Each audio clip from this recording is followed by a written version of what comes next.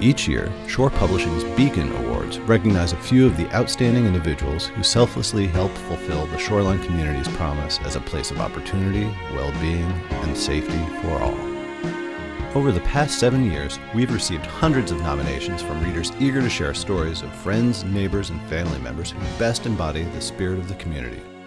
From that deep pool of inspiring stories, we've selected these 15 exceptional citizens who serve as beacons of the community.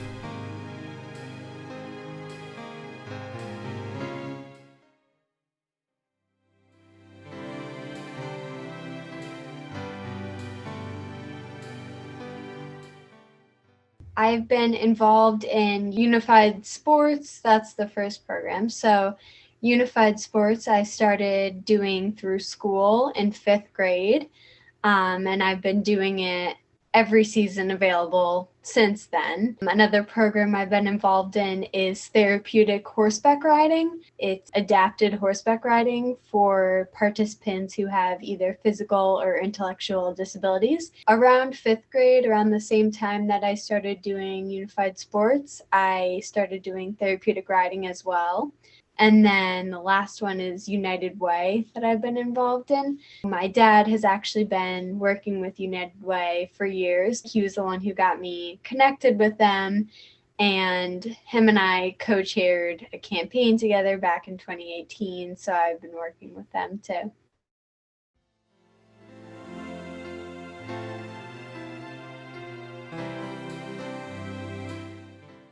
Right, well, I'm very involved in my East Haven community. I've been a volunteer firefighter for over 20 years. I am also involved in the East Haven Food Pantry, which has been my passion for over 25 years. I act as a liaison between the food bank and the food pantry, so I do a lot of work with Stop and Shop and service to the community between New Haven all the way through Clinton. Volunteering has been something I've done my whole life.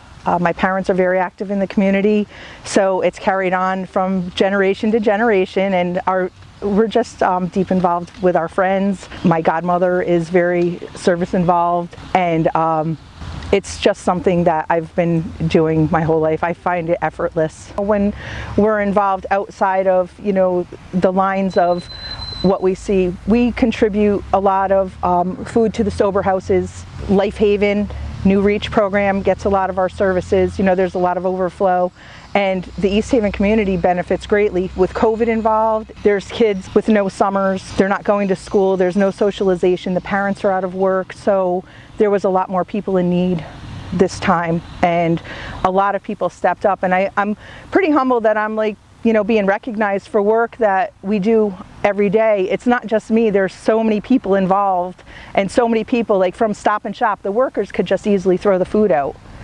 They take their time to package everything, knowing it's going to somebody in need.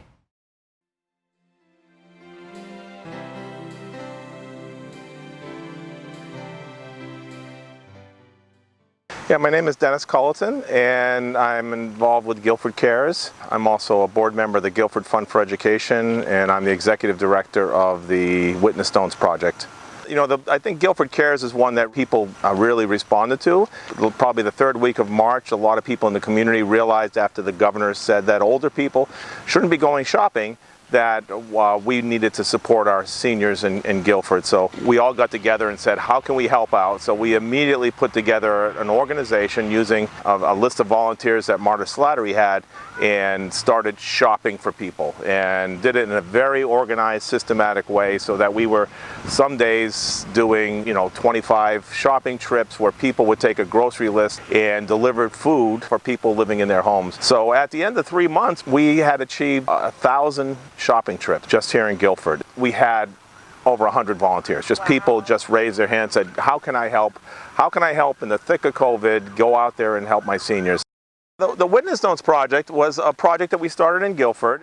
We started through my friend Doug Nygren, who came back from Germany and said, could we put a stone in the ground to remember the enslaved people who lived here, similar to what they do in Germany, where they put a stone in the ground where Jews lived freely before they were kidnapped and murdered during the Holocaust. At the time I was an 8th grade middle school history teacher, and I said, why don't we make an educational activity out of this? So through that, we've grown into a organization that's now working with communities and schools throughout the state of Connecticut to bring the curriculum that we developed, to have the kids look at primary documents, to write stories about individual enslaved persons, and then install stones using the ideas behind the curriculum.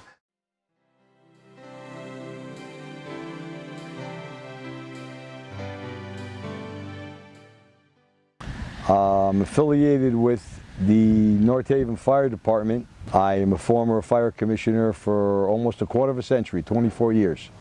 I thought that we could do well by raising money to buy life-saving equipment that the town did not have in their budget.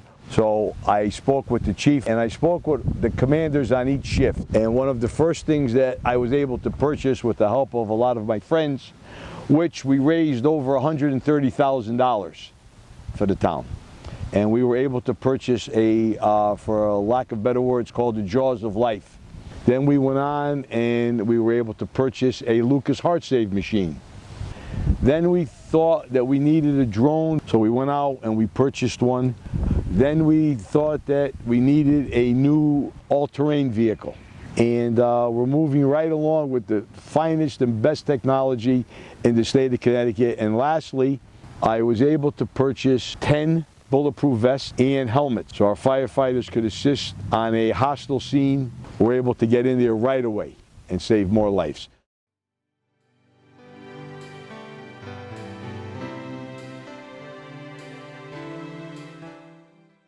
It's Paul the Bike Guy. I am Paul the Bike Guy. And there's a little story behind that. And there is a local group, Clinton Families Helping Families, that discovered me, I'll say, supported me, and helped really get this thing off the ground in a huge way. Once I met Minor Vincent at a local event, I had about 12 bicycles all ready to go, and I said, I got to get rid of these things. They're clogging up my garage. And I said, oh, Minor, do you know of families that need bicycles? And then I thought, wow, what if I had money to buy new tubes and new tires and supply helmets? And so now, since Clinton Families Helping Families, we've given away over 1,000 bicycles to youth in the area. Since I retired in 2017, I was doing about 130, 150 bikes a year and getting a stipend from Clinton Families Helping Families. So what I would do is just work on the bicycles, scavenge them, people would drop them off and donate them to me, and I would redistribute them.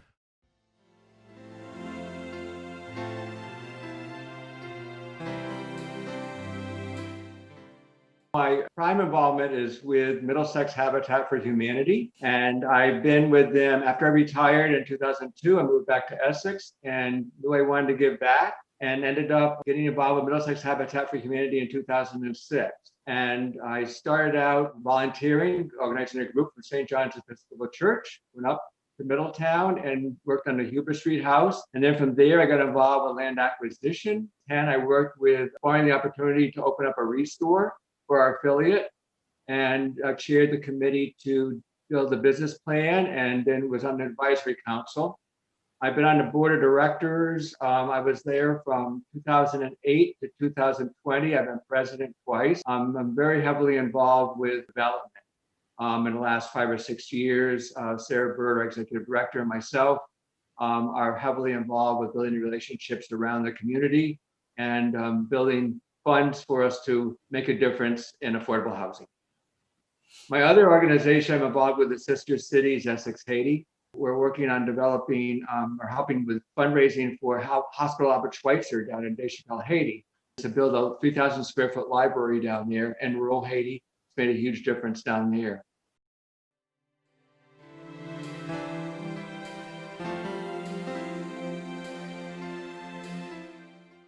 So primarily, my main group would be the Community Integration Mentoring Program, or CIMP. So I actually am the founder of CIMP, and I created it about 2 years ago.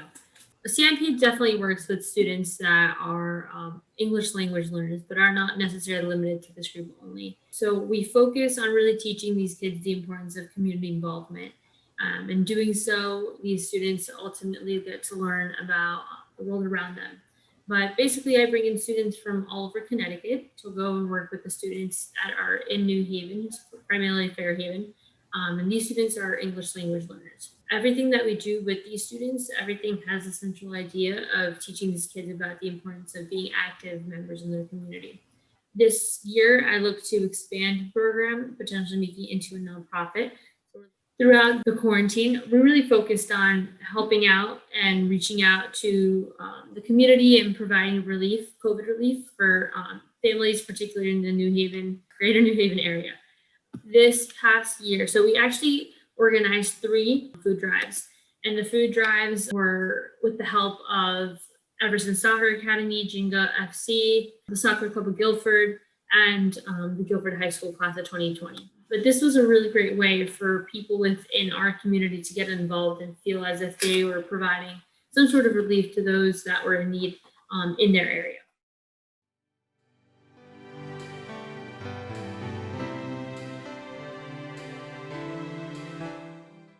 I was able to set up the North Haven Special Needs Advisory Group, which still stands mostly as a Facebook group, support group, advocacy group through Facebook, through connecting people.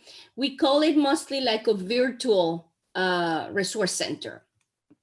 But from families, from friends of mine, we were able to set up the special education PTA. So we were able to stand up and become the PTA for special education for the PTA here in North Haven. And I like to advocate at different levels, at the state level. I sit at the State Advisory Council for Special Education as well. We help with the special education department to set new rules, to look what is missing within the state. I stand as self-advocate for mental and behavioral health myself, someone with bipolar and ADHD. So that's why it helps a lot within the education to explain how kids have different way to think, different way to learn, and that might take a little longer. Another place that I like to advocate a lot is with Keep the Promise, the coalition. Keep the Promise coalition stands for mental and behavioral health, actually. It's a coalition of providers and self-advocates like myself and families. We try to bring the resources that the state have failing on providing to the families. Like right now, we need more beds in the hospitals.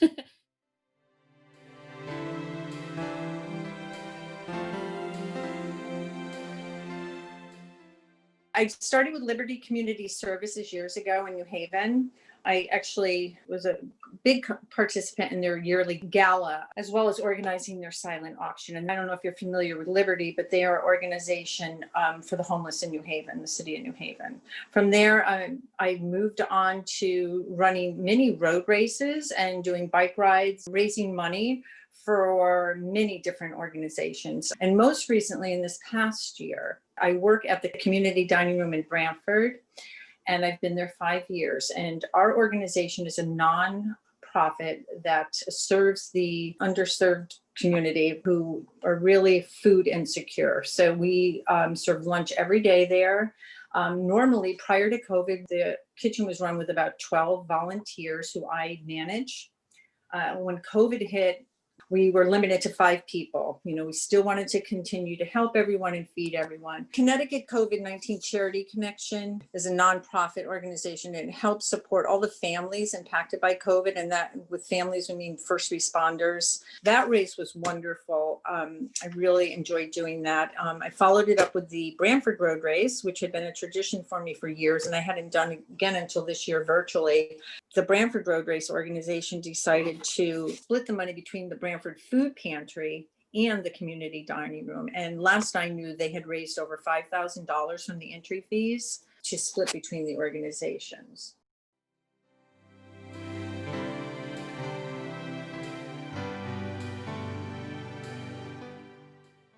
Some of the organizations I'm associated with, one being where I work part-time, and I volunteer a lot at Shoreline Community Church. And I am the administrative assistant there part-time, but I also am a part of the events committee. We put on a lot of the community or even church family events that happen, like one being Light the Night. On the Branford Green. We take part in the parade. We do whatever we can involving the community. I'm part of the Branford Early Childhood Collaboration. In that organization, I'm a parent voice, actually. Me and a friend of mine, Rachel, we are both the parent voice for that organization. So we just go to the meetings, talk about how the organization or the collaboration is benefiting the people that it serves, which is low-income families. The Branford Early Childhood Collaborative provides child care for those families in different organizations within the town. So for the town of Branford, they have one being the BELC, which is the Branford Early Learning Center. They provide child care for the low-income families, as well as work with in-home providers to help them get where they need to be as far as statutes, standards, and all that stuff.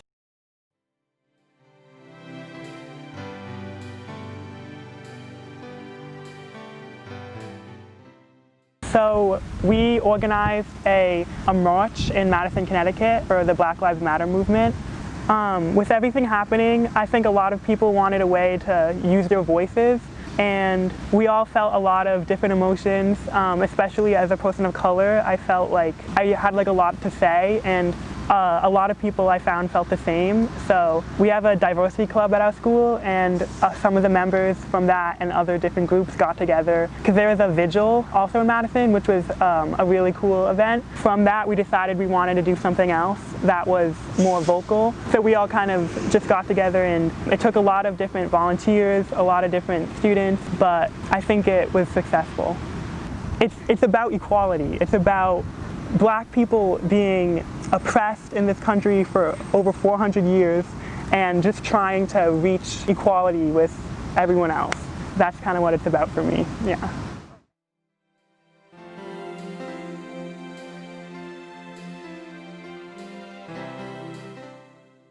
A most important one that I do is the Shoreline Soup Kitchen and Food Pantries. And I've been there since about 2009. And initially I started out as, actually I had my own table. I had the produce table, and I would give out food during the once a week where we give groceries to the customers at the food pantries. So now what I do is I pick up food twice a week over at Stop and Shop, and I make deliveries over to the food pantry, and weigh up, bring all the bags in, weigh them all. And I'm not involved in that, with the clients all the time like I used to be. But I've done both of them and enjoy doing it. What I've been doing during the pandemic, how I've been doing grocery shopping and errands and things like that for some of the elderly people and people with undergoing cancer treatment and that kind of stuff. I've been doing that since March.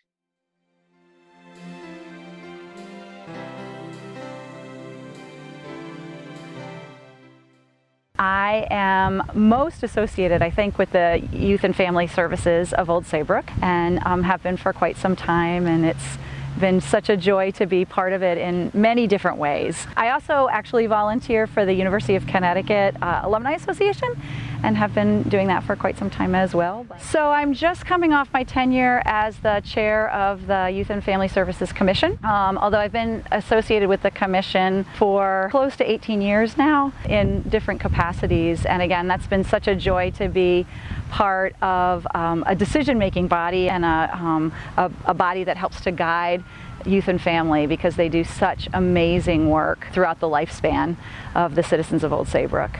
And it was, again, really having this heart of the community in youth and family to rally and to galvanize support and to galvanize just people doing just what people do best, and that is giving of themselves and being themselves.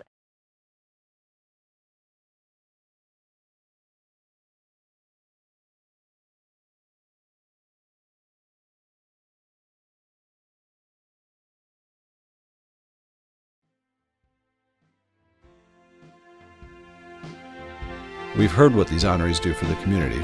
Now let's hear how that service rewards them. I've actually realized that dream of being a community volunteer, and it does make me feel wonderful. I meet wonderful people, make people happy. Doesn't get better than this. Pretty humbled that I'm being recognized for work that we do every day. It's not just me, there's so many people involved. There's people that are on the front lines, dealing directly with the public and handing it out to people and establishing relationships and inspiring people. So I wanted to give back to the community because they give so much. They give so much. And it's not that they make exorbitant amounts of money, they don't. Gosh, I just love when I run into the clients, out in public somewhere, whether it's the grocery store or somewhere else, and, they say, what you guys do, what you volunteers do there is so amazing. And they tell us their stories, and you just get to know them. You see these people every week, and you get to know their families and their stories, and it's a really wonderful organization. I think that it's something that you kind of have in your DNA. It's a kind of job that you never do it for the money. You're doing it because you're able to help other people, and of course that makes individuals feel great. It makes me feel great. But I think so many of the volunteers felt the same way. What can I do on a daily basis to help change what's going on in our community? I love to see the love of other people. I just love when I can see that they are loved, and if anything, it gives more to me than they would ever know. So I just love it. It's like no other feeling that you'd ever feel. I feel like I'm not a human if I'm not helping or if I'm not giving my time. That's me. I think my dad over-educated me with the Cub Scouts. I was a Cub Scout too. So. It's not about building homes. It's about building hope for a hand up with affordable housing for our partner families. Through the years, it's been some wonderful relationships I've built with the families, and seeing the success of what homeownership gives them as far as giving them stability, self-reliance, and strength. Some real success stories, and that's what keeps me motivated.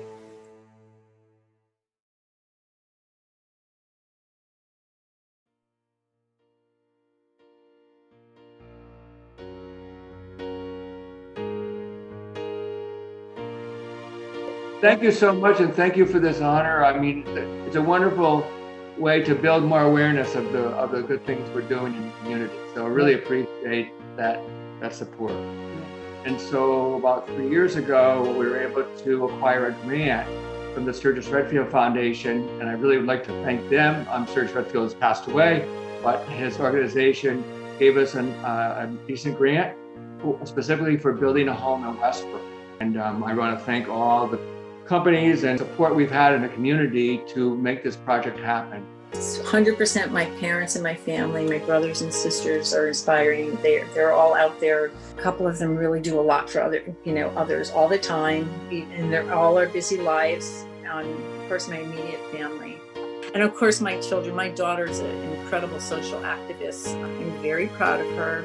She really, I can't tell you how she inspires me, as well as my 2 sons. Thank you, and keep doing this. That's amazing for others, at least. Probably my husband. My husband, he's always there to help me, and he's been very supportive, and yeah, he's just very strong for me.